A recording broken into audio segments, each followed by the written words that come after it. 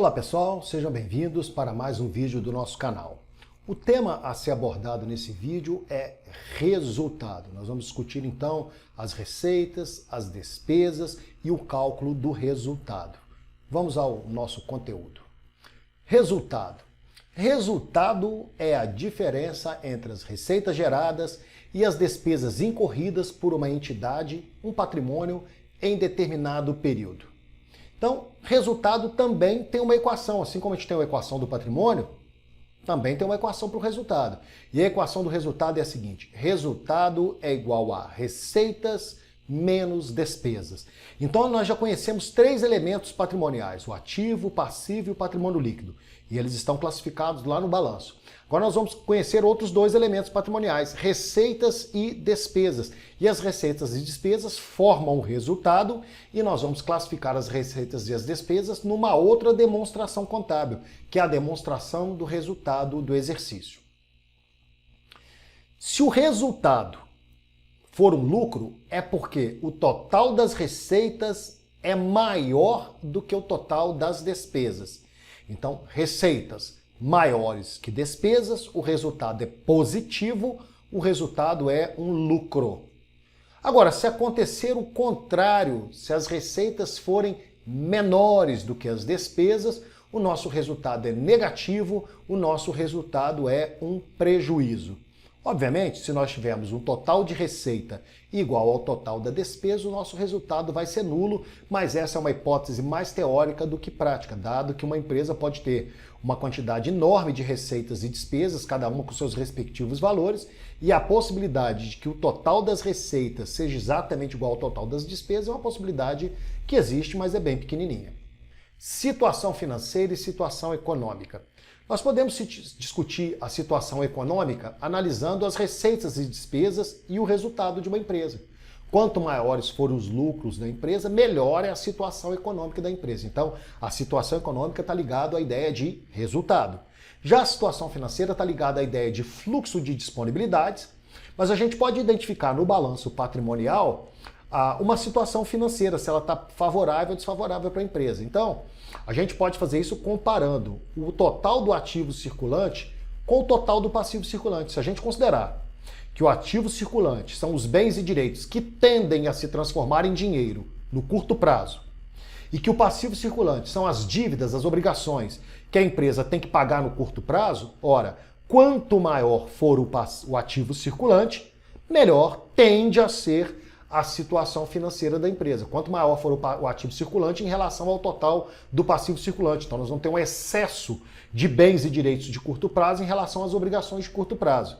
Então nós temos que analisar cada um dos elementos do ativo circulante, cada um dos elementos do passivo circulante, verificar a data de vencimento dos direitos, das obrigações, para ter uma informação mais conclusiva. Mas, de fato, se o ativo circulante é maior do que o passivo circulante, nós podemos entender que a empresa tem ou possivelmente tem uma situação financeira confortável. Vamos nessa figura aqui, que foi extraída lá do livro do Contabilidade Empresarial do José Carlos Marion, um dos livros indicados na nossa bibliografia. Nós temos aqui do lado esquerdo dessa figura um balanço patrimonial. E do lado direito, nós temos a formação do resultado, a formação do lucro. Não vamos esquecer a equação do resultado que a gente acabou de analisar agora. A equação do resultado é receita menos despesas. Então, o que vai formar este lucro é o total das receitas de um determinado período na empresa, menos o total das despesas naquele mesmo período. Se a empresa teve lucro, é porque as receitas foram maiores do que as despesas. Então, o que o autor está contando para a gente é o seguinte: a partir de uma situação de lucro, este lucro vai ser incorporado ao patrimônio líquido e ele é mais uma fonte de financiamento para a empresa. Então, a empresa já tinha fonte de financiamento capital, que é a fonte de financiamento do patrimônio dos sócios. A empresa tinha fonte de financiamento de terceiros, credores por empréstimos, fornecedores de bens e serviços e outros que fornecem fontes de financiamento para a empresa. E lembrando que essas fontes de financiamento estão financiando bens e direitos lá no ativo. O lucro retido, o lucro então que a empresa obtém com a sua atividade e retém esse lucro no patrimônio, esse lucro está aplicado lá no ativo em bens e direitos. Por exemplo, se esse lucro nasceu de uma venda que a empresa fez. A empresa vendeu um produto que para ela custou 100 para ser fabricado e ela vendeu esse produto por 150. Então ela vendeu por 150 algo que custou para ela 100. Então ela teve um lucro de 50. O que a empresa fez, na verdade, foi trocar um produto, um ativo, que valia 100, por um outro ativo, dinheiro, que vale 150. Então o ativo aumentou em 50. A fonte, a origem desse aumento de 50 no ativo é o lucro que vai estar, então, lá no patrimônio líquido. Agora, vejam que o funil do lucro aponta para duas direções. Para a direção do balanço, que é o lucro que vai ficar retido, e para a distribuição de lucros aos proprietários, que é a setinha que vai para o outro lado. Então, uma parte do lucro obtido pela empresa em cada período é distribuído para os sócios. Ele não permanece como uma nova fonte de financiamento para o patrimônio da empresa. Ora, para que a empresa pague, distribua esse lucro para os sócios, ela vai precisar tirar dinheiro lá do caixa, lá do ativo dela.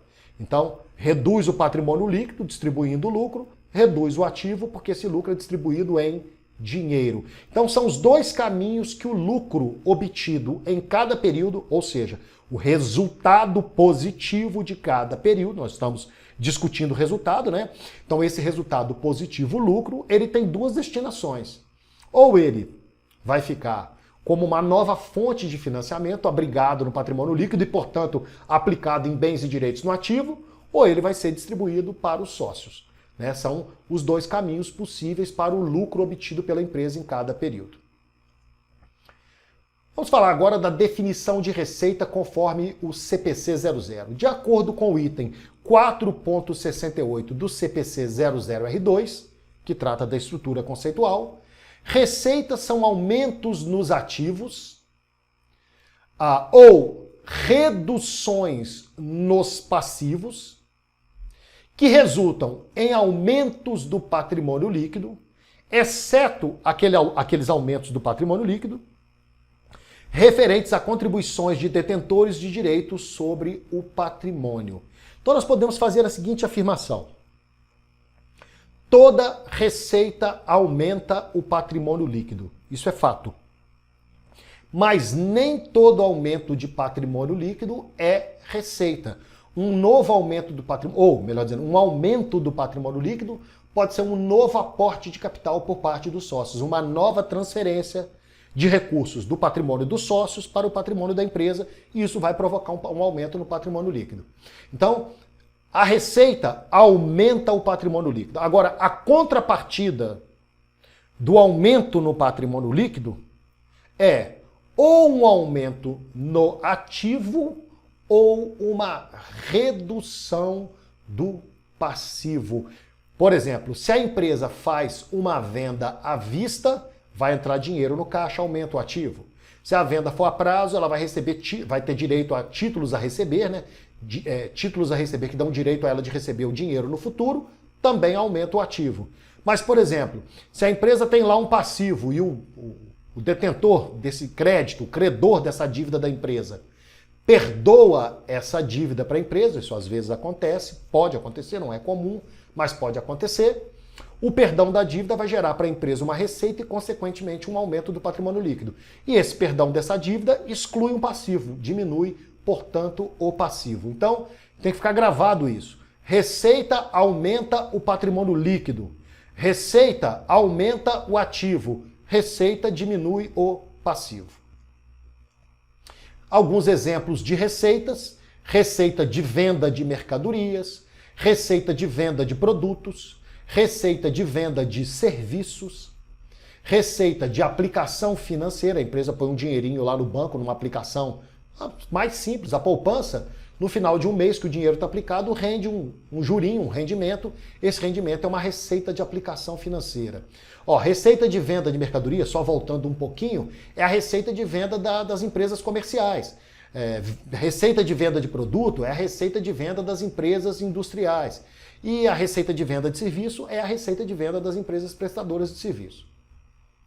Receita de juros. A empresa tem lá uma duplicata a receber, o cliente paga a empresa duplicata, mas paga atrasado. Então paga o principal e paga juros. Esses juros é uma receita para a empresa que recebe. E receita de aluguéis. A empresa tem um imóvel, aluga esse imóvel para terceiros e o valor que ela vai receber de aluguel corresponde a uma receita de aluguel.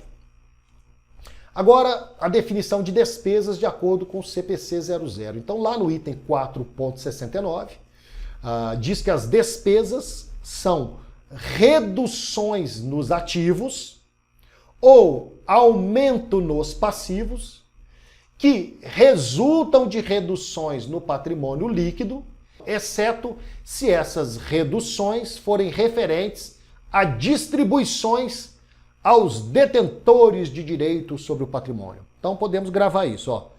Toda despesa reduz o patrimônio líquido, mas nem toda redução do patrimônio líquido é despesa.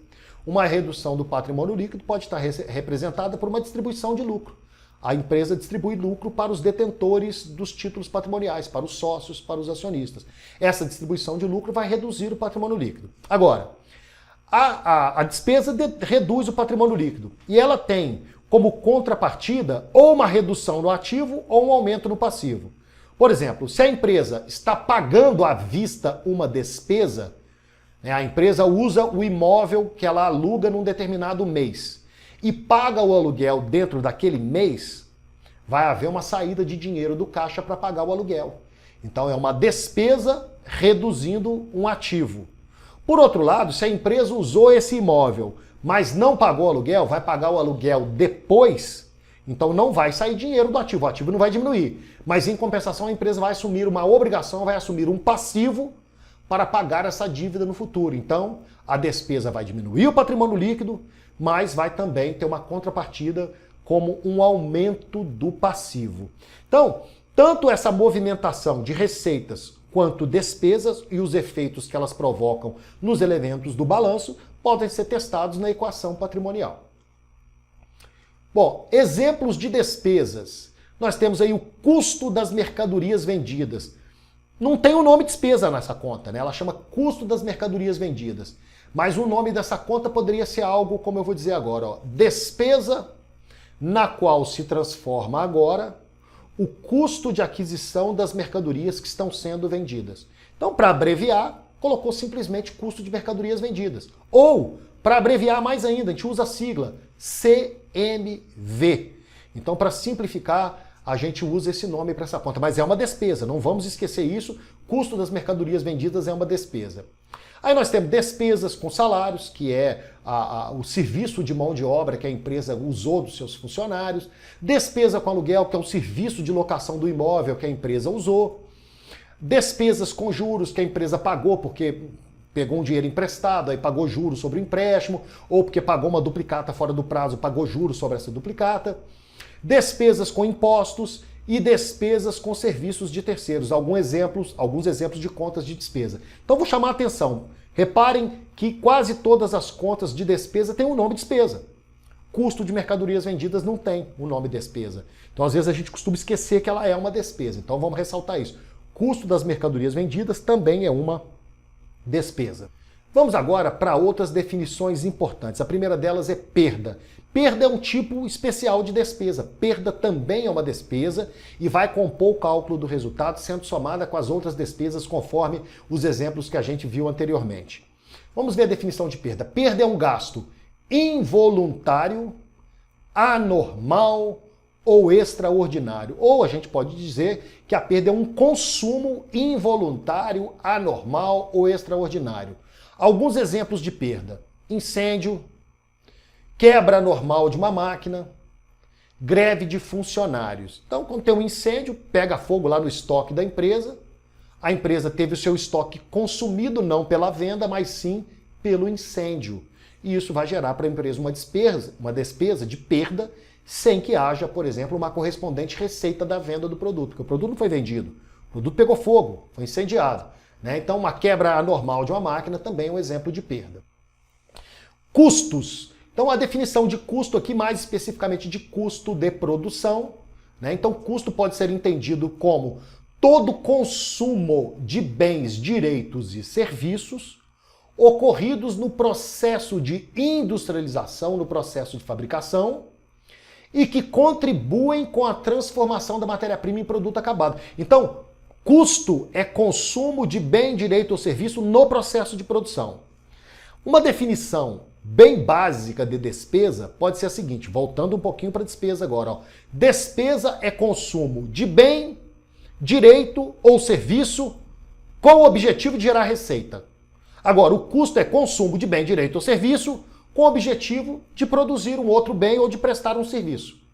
Então, a diferença é que o custo de produção de um produto vai ser incorporado ao estoque de produtos e esse valor que está no estoque vai se transformar em despesa o dia em que o produto for vendido. Então vamos entender bem essa mecânica, né? A empresa tem um produto no estoque dela, né? Então ela fabricou esse produto, teve custos de produção, custo de matéria-prima, custo de energia elétrica, custo de mão de obra, de máquinas e equipamentos. Isso formou o custo do produto que está lá no estoque. Enquanto esse produto permanecer no estoque, ele é um ativo, ele é um investimento. Daqui a pouco a gente vai ver essa terminologia investimento. Agora, no dia em que a empresa vende esse produto, ela está abrindo mão desse produto, ela tem que entregar esse produto para a empresa, para o cliente que está comprando dela, para a pessoa que está comprando esse produto dela. Então ela vai consumir o investimento em produto para receber em troca do seu cliente dinheiro ou um título a receber. Então a empresa troca o produto que está no estoque, o investimento, ela deixa de ter esse investimento em produto para ter um outro investimento em dinheiro, por exemplo. Então a contabilidade entende que esse consumo desse investimento em estoque é uma despesa. Custo de produtos vendidos na indústria, custo de mercadorias vendidas, se for uma empresa comercial. Agora, o custo de produto vendido ou custo da mercadoria vendida é despesa e é diferente do custo de produção. Então, a despesa é consumo de bem, direito ou serviço para gerar receita, a receita de venda. E o custo de produção é consumo de bem, direito ou serviço para produzir um produto que vai para o estoque, por exemplo, ou para prestar um serviço, né? Então essa é a diferença entre custo e despesa. Ambos representam consumo de bem, direito ou serviço. A finalidade do consumo é que é diferente. A finalidade do consumo da despesa é para gerar diretamente uma receita. A finalidade do consumo de um custo é para produzir um produto, por exemplo. Então nós temos aqui alguns exemplos de custo. Consumo de matéria-prima no processo de produção, consumo de mão de obra no processo de produção, consumo de energia elétrica no processo de produção. Nossa próxima definição, investimentos, nosso próximo termo. Então, a definição de investimento é a seguinte. Pode-se considerar investimento como um gasto ativado, um gasto registrado no ativo. Então, a gente já falou sobre isso, que o ativo total é o total do investimento de uma empresa num dado momento. Então, o investimento é um gasto ativado em função de sua vida útil ou de benefícios atribuíveis a futuros períodos. Quando a gente definiu o ativo, lá no vídeo que trata sobre balanço, nós verificamos que o ativo, para ser caracterizado como tal, ele tem que ter uma expectativa de gerar benefício futuro. Então, o investimento é um gasto registrado no ativo, né? Então, a empresa pode ter um gasto para adquirir uma máquina, é um investimento, um gasto para adquirir estoque, é investimento, mas a empresa pode também ter um gasto com salários, aí não é investimento. O gasto com salário é despesa com salários, né? Porque o salário está baseado na ideia de um consumo de um serviço de mão de obra. O aluguel também é uma despesa, porque é um consumo de serviços de locação. Então, consumo com o objetivo de gerar receita, despesa. Então, o gasto com esse tipo de consumo é despesa. Agora, o gasto que é ativado, que é colocado lá no ativo, que é um elemento para ser classificado no ativo, é um investimento. Então, investimento, gasto registrado no ativo. Total do ativo, total dos investimentos da empresa. Quando a empresa vende uma mercadoria ou um produto que está no estoque, ela está abrindo mão de um investimento. Ela tinha investimento em mercadoria, tinha investimento em produto, vendeu, abre mão desse investimento, consome esse investimento, o consumo do investimento vira uma despesa. Exemplos de investimento: máquinas e equipamentos, móveis, matéria-prima. Gasto. Gasto ou dispêndio deve ser entendido como todo sacrifício financeiro para aquisição de um bem ou serviço com pagamento no ato, quando acontece o desembolso, ou pagamento no futuro, quando cria uma dívida, um passivo, ou seja, o termo gasto só é aplicável no momento da aquisição. Então eu posso ter um gasto para adquirir uma máquina. Essa máquina vai virar um investimento. Eu posso ter um gasto com o salário dos empregados. Esse salário é uma despesa de salários. Exemplo de gasto: gasto com compra de matéria-prima, gasto com mão de obra, gasto com compra de um imobilizado. E desembolso? Desembolso é todo o dinheiro que sai das disponibilidades do caixa ou dos equivalentes de caixa, do banco, por exemplo, para um pagamento qualquer. Então, desembolso é pagar alguma coisa, normalmente com dinheiro. Alguns exemplos aí de desembolso: pagamento de duplicata, pagamento de empréstimo, pagamento de impostos. Agora vamos falar sobre regime de competência. Esse é um aspecto da contabilidade, mais especificamente do cálculo do resultado, que normalmente traz um pouquinho de dificuldade para a gente. Então, no regime de competência, a contabilidade considera a receita gerada em determinado exercício social, não importando o momento do recebimento da mesma. O que importa é o período em que a receita foi ganha, o fato gerador, e não seu recebimento. Então, vendas à vista e vendas a prazo, ou seja, as vendas recebidas, vendas à vista, e vendas a prazo, as vendas que vão ser recebidas num período seguinte, ambas são consideradas como receita do período em que a venda foi feita, que é o que caracteriza o fato gerador. Quando a empresa faz uma venda, ela transfere a propriedade e o controle do bem que ela está vendendo, por exemplo, a venda de mercadoria, ela transfere a propriedade do bem dela, né, para a empresa que está comprando. Então é essa transmissão, essa transferência de propriedade da empresa vendedora para a empresa compradora é que caracteriza na empresa vendedora a receita de venda. E aí não importa se essa venda foi à vista ou se essa venda foi a prazo. O valor integral da venda vai compor o cálculo do resultado da empresa. O mesmo vale para as despesas, que serão consideradas na apuração do resultado do período de sua ocorrência, ou seja, o período em que aconteceu o consumo de um bem, de um direito ou de um serviço, independentemente do momento de seu efetivo pagamento. Então é o exemplo do salário ou do aluguel. Vamos lá, a empresa ocupou o imóvel durante um determinado mês. O valor do aluguel daquele mês tem que ser computado como uma despesa daquele mês em que ocorreu a ocupação do imóvel, em que a empresa usou os serviços de locação do imóvel. Mesmo que o pagamento desse aluguel só aconteça no mês seguinte ou no ano seguinte. Então não é o momento do pagamento que nos interessa para fins de reconhecimento de uma despesa, mas o momento da incorrência dessa despesa, o momento em que aconteceu o fato gerador da despesa. Então o reconhecimento de receitas e de despesas para fins de cálculo do resultado está desvinculado do momento do recebimento da receita e do momento do pagamento da despesa. Bom, a gente vai voltar a falar um pouco mais sobre regime de competência em outra oportunidade. Eu espero que você tenha gostado desse vídeo. Se você gostou, deixe o seu like, inscreva-se no canal, caso ainda não tenha feito isso, e compartilhe esse vídeo com as suas redes de relacionamento. Até o nosso próximo vídeo.